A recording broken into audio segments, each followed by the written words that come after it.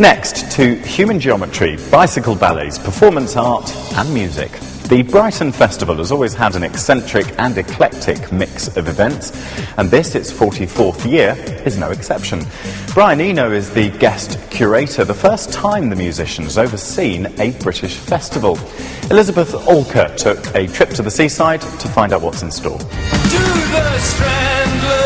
Brian Eno first dazzled the British pop scene as the keyboard player in Roxy Music. He's since become one of the most influential producers in the world, working with top acts including U2 and Coldplay. But his latest creation isn't a hit record or a new album.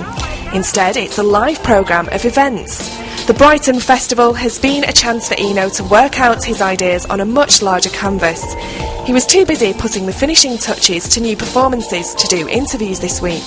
But back in January, as the programme was crystallising, he set out his vision for the festival organisers. I think of the artist more as a sort of gardener, somebody who plants a seed or a set of seeds which then grow into something which is not entirely under his or her control. If I think about this as a piece of work, as a piece of my work, then I start to think of it as a whole composition.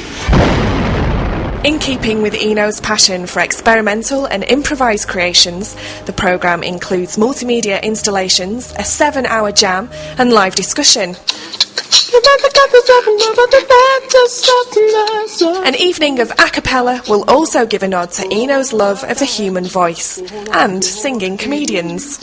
I think it's the human voice that connects with people on a subliminal, liminal and primal level. To place your voice into space and listen to yourself is incredibly therapeutic. All over Brighton, brand new pieces of work like this one by artist Gary Card are drawing the public into the festival spirit. But whether it's a sculpture hanging from the ceiling, live music or experimental theatre, Brian Eno's influence extends across the whole festival programme. Eno is a firm believer in art as a communal experience, where audiences can take an active part. The site-specific theatre company Dream Speak Think invites the public to enter a parallel world in a disused warehouse space. So the work that we do is extremely visual. We work in a range of different media. We work with film a lot. Sound and music are very important. The way we use light is very important.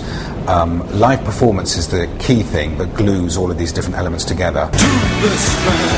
With a long history of showcasing thought-provoking new work in a city which is open to new ideas, the Brighton Festival seems like the perfect place for Eno to stage this challenging programme of events. The social atmosphere of the city is determined by the kind of people who would end up living there.